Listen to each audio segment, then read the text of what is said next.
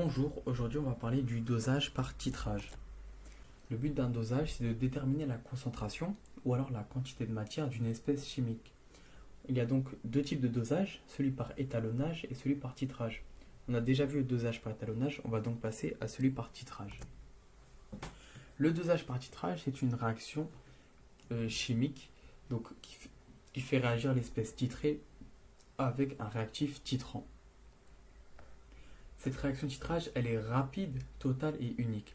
Rapide, ça veut dire qu'on ne doit pas attendre pour voir cette réaction. Elle est quasiment instantanée. Totale, ça veut dire qu'il n'y a plus de réactifs à la fin. Tous les réactifs ont été consommés, il ne reste que des produits.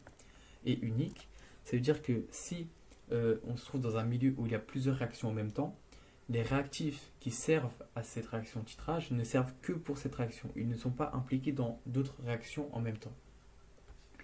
Donc on a deux réactifs, le titrant, qui va servir à déterminer la concentration du titré. Il a donc un volume connu et une concentration connue. Le réactif titré, dont on cherche la concentration, a donc une concentration inconnue, mais un volume connu. Si on regarde le schéma de dosage par titrage, qui est à apprendre, on a le support, qui sert à tenir la burette, donc la burette graduée, qui elle contient la solution titrante et qui va servir à verser cette solution dans l'Erlenmeyer. L'Erlenmeyer qui contient déjà la solution titrée. On observe aussi un barreau aimanté, un agitateur magnétique, qui eux servent à mélanger le tout, mélanger la solution. On a donc la solution titrée, comme je l'ai dit, sa concentration est inconnue, mais on connaît son volume, du fait qu'elle soit déjà dans l'Erlenmeyer. Ou alors on devra le calculer par un simple calcul de volume. On a aussi la burette graduée, donc dont le volume, c'est le volume qu'on va rajouter dans l'Erlenmeyer, ce qu'on appelle le volume à l'équivalence, le volume ajouté jusqu'à l'équivalence, qu'on verra plus tard, et sa concentration qui nous est donnée. Donc lors du titrage, le réactif limitant, c'est le réactif titrant, car il est en moins grande quantité. Et la couleur de la solution, c'est celle du réactif titré, car il est en plus grande quantité. Si on reprend ici, on voit que la solution, donc elle est violette, car la solution titrée est violette. C'est ce qui est en plus grande quantité, donc ça prend sa couleur. La solution titrante, on va l'ajouter petit à petit, mais au début, elle sera en plus petite quantité. Donc elle va être complètement consommée dès le début, ce qui en fait le réactif limitant. C'est pour ça qu'on ne voit pas d'effet au début. Ensuite, il y a l'équivalence. L'équivalence, c'est là qu'on va avoir un changement. Il y a un changement de couleur, car un changement de réactif limitant. Donc on passe du réactif titrant qui est réactif limitant à ce que les deux réactifs soient réactifs limitants. Donc on dit qu'il n'y a pas de réactif limitant. Par exemple, ici on voit qu'elle passe de incolore, donc la solution titrée était incolore, la solution titrante était magenta. Donc on passe de l'incolore au magenta. Il y a un changement de couleur, un changement de réactif limitant. On se trouve donc dans les proportions stoichiométriques. C'est-à-dire que les deux réactifs sont limitants. Ils se consomment en même temps. Donc il faudra savoir faire des oxydoréductions. On va voir pourquoi. Déjà, si on prend un tableau d'avancement, on a donc le réactif titré A et le réactif titrant B. Les produits ne sont pas importants ici. On a donc leur quantité initiale, Na et Nb. Donc à chaque X, à chaque avancement, ils vont perdre A. Donc on va enlever A fois X, l'avancement, fois leur coefficient stoichiométrique. Pareil pour B, B fois X. Il y a X max, on a donc Na moins A fois X max et Nb moins B fois X max. Sauf qu'on sait que les deux sont réactifs limitants, donc les deux seront égales à 0. Or, si Na moins A fois X max égale 0, ça veut dire que Na égale A fois X max. C'est comme si je prenais 15 moins 3 fois 5 égale 0, c'est parce que 3 fois 5 égale 15. Donc 15 égale 3 fois 5. Pareil ici, donc on a Na, donc on passe simplement de l'autre côté, Na qui est égal à A fois X max, pareil pour Nb, donc avec B, A en minuscule, qui sont les coefficients stoichiométriques. On va passer les coefficients de l'autre côté. Donc comme c'est une multiplication, ça devient une division. On a donc Na sur A qui égale X max et Nb sur B qui égale à X max. On voit que les deux fractions sont égales à X max, ils sont égales à la même chose. Ça veut dire que Na sur A égale Nb sur B. Ils sont tous les deux égaux. Donc ici, des fois on peut voir dans des exercices N, des fois N0, des fois Ni pour quantité initiale. Ça n'a pas d'importance, ça veut dire la même chose, c'est la quantité initiale. Donc on peut l'écrire N ou N0 ou NI. Maintenant, pour calculer la concentration, parce qu'on a la formule avec la quantité de matière, mais on ne connaît pas la quantité de matière. Comme j'ai dit, on connaît la concentration et le volume. On sent qu'on a la formule de la concentration qui est N, la quantité de matière, sur V, le volume. De ce fait, N égale C fois V. N égale C fois V. On va donc remplacer N sur A qui égale à N sur B. Donc N, ça devient CA fois VA sur A. Et NB, CB fois VB sur B. Donc toujours avec les coefficients stoichiométriques, on a simplement remplacé N par C fois V, car N égale C fois V. Ici, on connaît VA, CB, VB, et on aura déterminé les coefficients stoichiométriques. Il y a simplement CA qu'on ne connaît pas, et c'est ça qu'on cherche à trouver. On va donc isoler CA en réécrivant CB fois VB sur B, et le VA sur A, on va le passer de l'autre côté. Et quand on le passe de l'autre côté, la fraction, on met son inverse. Donc VA sur A, ça devient A sur VA. Donc on multiplie en haut par le coefficient A et en bas par le volume de A. Et ainsi, on peut déterminer donc la concentration. Sauf que j'ai dit qu'on devait déterminer aussi les coefficients stoichiométriques. Et pour cela, on va donc faire une oxydoréduction. Pour rappel, une oxydoréduction, c'est en 5 étapes. La première, c'est d'identifier les réactifs. Dans un énoncé, il y aura plusieurs espèces chimiques. Trouver lesquels sont les réactifs, lesquels sont les produits. Surtout lesquels sont les réactifs. En deuxième, on va choisir les bons couples oxydants-réducteurs. Un même élément peut être présent dans plusieurs couples et avoir parfois le rôle d'oxydant et parfois le rôle de réducteur. Imaginons qu'on a une espèce chimique qui a le rôle de réducteur, donc dans son couple qui est réducteur, et une autre espèce chimique qui est dans un couple oxydant, dans un autre couple réducteur. On ne peut pas prendre le couple où elle est réducteur car ça nous ferait deux réactifs réducteurs. On est obligé d'avoir un oxydant et un réducteur. On prendra donc le couple où l'espèce est oxydant. Après avoir choisi les bons couples, on va écrire les demi-équations. Donc de chaque couple, on va faire en sorte qu'elles soient égales. Pour cela, on vérifie l'élément commun. Donc l'élément commun qui n'est ni O ni H. Si il n'y a pas le même nombre des deux côtés, on va ajouter un facteur. Donc x2, x3, x4, etc. Ensuite, on vérifie O. S'il n'y a pas le même nombre de O, d'oxygène, on va ajouter H2O. On ne peut pas ajouter O directement, on est obligé d'ajouter H2O. Après cela, on vérifie H. S'il n'y a pas le même nombre de H, d'hydrogène, on ajoute H+. Pareil, on ne peut pas ajouter H directement, c'est forcément H+. Et enfin, on va vérifier les charges, s'il y a le même nombre de charges des deux côtés. Sinon, on va ajouter des électrons. Si vous avez regardé ma vidéo sur les champs, vous savez que les protons ne peuvent pas se déplacer, c'est seulement les électrons. C'est pour ça qu'on peut seulement ajouter des électrons, E-, donc des charges négatives. Après avoir fini les demi-équations, on va vérifier s'il y a le même nombre d'électrons dans les deux demi-équations. S'il n'y a pas le même nombre d'électrons, on va multiplier une des demi-équations ou les deux, afin de trouver le plus petit multiple commun, où il y a le même nombre d'électrons. Imaginons que j'ai une demi-équation où il y a 4 électrons et une autre où il y en a 3. Il n'y a pas le même nombre d'électrons. On va donc multiplier la première demi-équation par 3 pour obtenir 12 et la deuxième demi-équation par 4, car 4 fois 3 égale 12. Ici, il y aura le même nombre d'électrons. Et enfin, on recopie en additionnant les deux demi-équations. On a un exemple ici. Donc, première étape, on fait réagir des ions I- avec des ions Fe2+. La première étape, c'est de déterminer lesquels sont les réactifs. Ici, c'est I- et Fe2+, c'est pas très dur. Et maintenant, on va regarder les bons couples oxydants-réducteurs. Ici, il y a 4 couples. On peut déjà éliminer O2, H2O, car ça ne nous aide pas ici. On voit rapidement que I- est présent dans un seul couple. I2, I-. Ici, il est réducteur.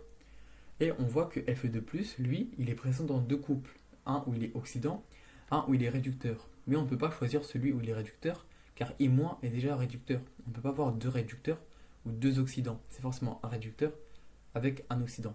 On prend donc la première demi-équation. Maintenant, on va donc faire les demi-équations. Si on prend toujours le réactif et on le met à gauche, qu'il soit oxydant ou réducteur. Ici, on voit bien que j'ai mis I- et Fe2+ à gauche. Pourtant, il y en a un qui est oxydant et l'autre qui est réducteur. Donc maintenant, on va regarder l'élément commun. Donc I-, enfin I. Ici, il y a deux I. Ici, il n'y en a qu'un seul. Si on reprend I. On va donc multiplier par 2. Car ici, on aura 2I, 2I. O, il n'y en a pas. Des H, il n'y en a pas. On regarde maintenant les charges. Comme I a une charge négative et qu'on a multiplié par 2, ça fait 2 charges négatives. Ici, il n'y en a aucune dans I2. On va donc rajouter 2 électrons, 2 charges négatives, pour qu'il y ait 2 moins de chaque côté. On passe à Fe2+. Donc l'élément commun Fe, il y a la même quantité. Il y en a un partout. Il n'y a ni O ni H des deux côtés. On regarde maintenant les charges négatives, enfin les charges électriques. Ici, il y a 2 charges positives. Ici, il n'y en a aucune. On ne peut pas rajouter 2 charges positives à droite, car comme j'ai dit, c'est seulement les électrons qui se déplacent. On va donc rajouter les électrons à gauche, 2 électrons, donc 2 charges négatives, comme ça 2 plus 2 moins c'est égal à 0. Comme ici, c'est électriquement neutre. Maintenant, on vérifie s'il y a le même nombre d'électrons dans les deux demi-équations. 2 électrons, c'est bon, pas besoin de multiplier. On va donc recopier.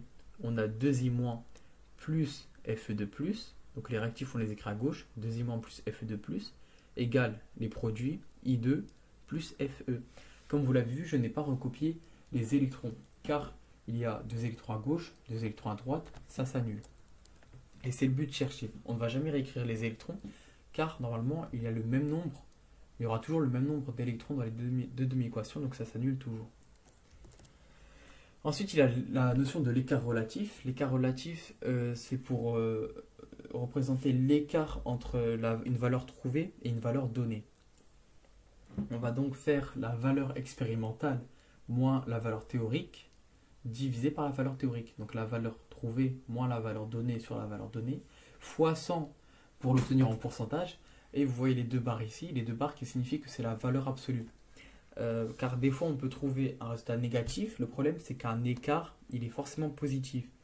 On va donc prendre la valeur absolue qui met toujours au positif. Si par exemple on obtient 3, ça sera 3. Et si on obtient moins 3, l'écart sera de 3. Et on dit que l'écart relatif il est satisfaisant quand le résultat il est inférieur à 10%. Au-delà du 10%, on dit que c'est trop élevé.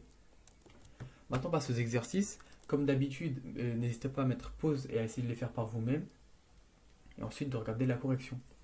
Donc ici on doit écrire les demi-équations des couples suivants. On a MnO4- avec Mn de plus et CH3COOH avec CH3CHO.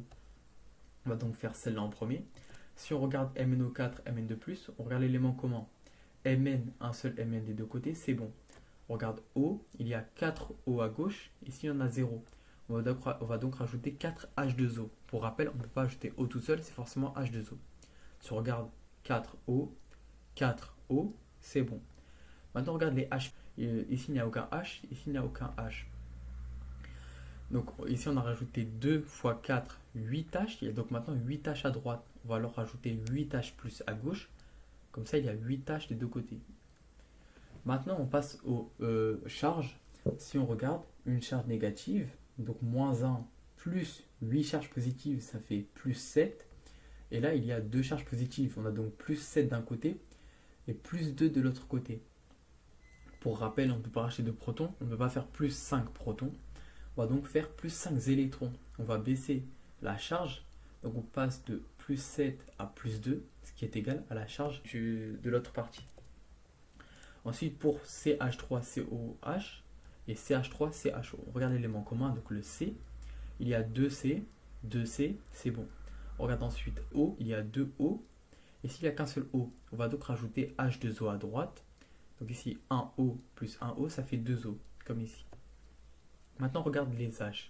On a 3H, 4H, 3H, 4H. Sauf qu'on a rajouté 2H à droite. Donc ici, on passe de 4 à 4 et 6. Il faut donc rajouter 2H aussi pour que ça fasse 6 et 6. 2H plus. Maintenant, on regarde les charges. On a 2 charges positives et ici, c'est neutre. On va donc rajouter 2 charges négatives pour que ça soit neutre, comme ici.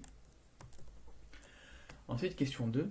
Violette décide de se baigner dans sa piscine rectangulaire, mais cependant elle est souciante du gaspillage et elle cherche à savoir quel volume d'eau elle doit y verser. Les données sont que la longueur est de 15 mètres, la largeur de 0,005 km et la profondeur de 2000 mm. Tout d'abord, il faut vérifier que les valeurs soient dans la même unité. Ici on a 15 mètres, donc on va laisser en mètres. Ici on a 0,005 km. On va le convertir en mètres, ce qui fait 5 mètres. et la profondeur 2000 mm, ce qui fait 2 mètres. Pour rappel, le volume d'un pavé droit, c'est la longueur fois la largeur fois la hauteur, donc 15 fois 5 fois 2. La hauteur, c'est égal à la profondeur. Ça nous fait 150 mètres cubes. Attention à l'unité. Mètre, c'est pour une longueur, mètre carré pour une surface et mètre cube pour le volume. En troisième, Zélie décide d'empoisonner Octave grâce à une solution A d'acide pyruvique C3H4O3 afin de lui provoquer des crampes. Mais la concentration nécessaire doit être de 5,00 fois 10 puissance moins 3 pour faire effet tout en faisant croire à une réaction naturelle. Pour déterminer la concentration, elle effectue un titrage en versant un volume à l'équivalence de 50 ml de solution B de H2O de concentration 2 fois 10 puissance moins 3 dans un volume de 0,01 litre de C3H4O3. Calculer la concentration de A. En données, on a donc les deux couples oxydoréducteurs, oui. Donc premièrement, on identifie les réactifs. On a C3H4O3 et H2O. C3H4O3 et H2O, on vérifie si ils sont oxydants et réducteurs. On a à gauche l'oxydant, à droite le réducteur, c'est bon, on peut les utiliser. On passe donc aux demi-équations. Donc pour O2, si on regarde, il y a deux O. Ici, il n'y a qu'un seul O. On va donc prendre deux H2O. Comme ça, on a deux O de chaque côté. Ensuite, on passe à H. Donc on a deux H de base, mais qu'on a multiplié par 2, ça fait 2 fois 2, 4H. Et s'il n'y en a aucun, on va donc rajouter 4H+. Et enfin, pour les charges, on rajoute 4 charges négatives, car ici, c'est neutre.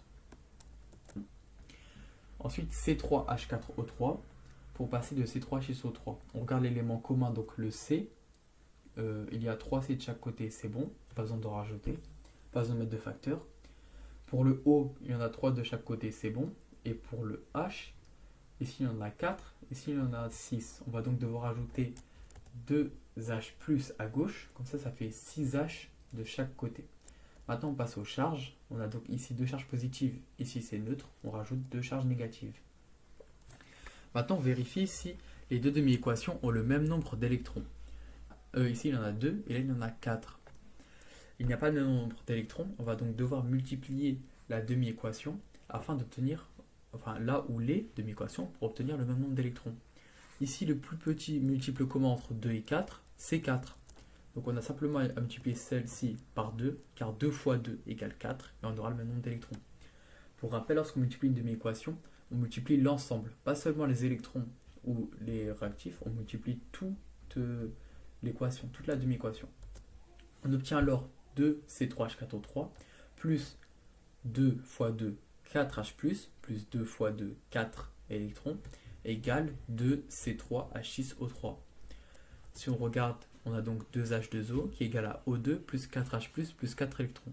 Pour rappel, on met toujours le réactif à gauche. Ici, C3H4O3 est bien à gauche. Et H2O n'était pas à gauche, je l'ai donc remis à gauche. Donc H2O avec à droite le produit, enfin les produits. Maintenant qu'il a le même nombre d'électrons, on va donc maintenant pouvoir les additionner. On additionne donc avec les réactifs à gauche, 2C3H4O3, on le voit ici, plus 2H2O2, qui est égal à O2 plus 2C3H6O3. Comme vous le voyez, je n'ai pas recopié les électrons, car ils s'annulent. Mais je n'ai pas non plus recopié les H+, car ils s'annulent aussi. On a 4H+, en réactif et 4H+, en produit. Ça s'annule, donc pas besoin de les recopier. On le fait au plus simple. Imaginons que j'avais eu 6H+, et 4H+. Je n'aurais pas écrit 6 et 4. J'aurais simplement fait 6 moins 4, 2. Et mis 2H+ à gauche. Là, comme il y en a 4 de chaque côté, ça s'annule. Donc ensuite, maintenant qu'on a déterminé les coefficients stoichiométriques, donc pour H2O c'est 2 et pour C3H4O3 c'est 2, on va pouvoir maintenant utiliser la formule, donc, car on est dans les proportions stoichiométriques, donc de la quantité de matière A sur son coefficient égale à la quantité de matière de B sur son coefficient. Pour rappel, N, on va le remplacer par C fois V. Donc NA qui est égal à CA fois VA et NB, CB fois VB. On isole CA, donc CB fois VB fois A sur B fois VA. On va remplacer par les valeurs qu'on connaît. On a donc 2 fois 10 puissance moins 3 la concentration de B. Et attention, on a des moles par litre. On doit donc utiliser les volumes dans les bonnes unités. Donc les 50 millilitres, je les ai convertis en 0,05 litres. Donc ce qui nous donne fois 0,05 fois 2, le coefficient stoichiométrique de A, divisé par 2, le coefficient stoichiométrique de B, fois 0,01 litres, le volume de A. On obtient alors 0,01 mol par litre. Donc Ca est égal à 1,0 fois 10 puissance moins 2 mol par litre.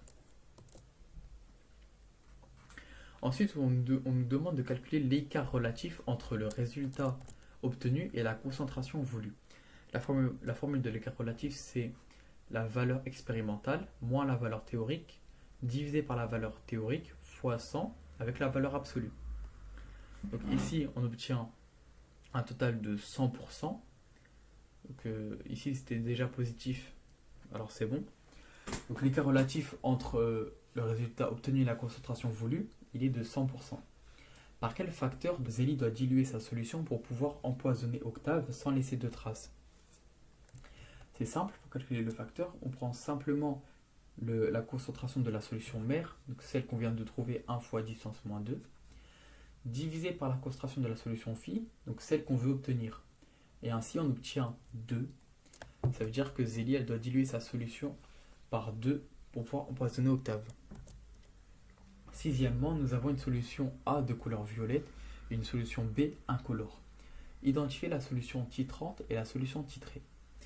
Pour rappel, avant l'équivalence, la solution elle a la couleur de la solution titrée et après elle a la couleur de la solution titrante. Car ici, la solution titrée est en majorité. Et là, il y aura un changement de réactif limitant.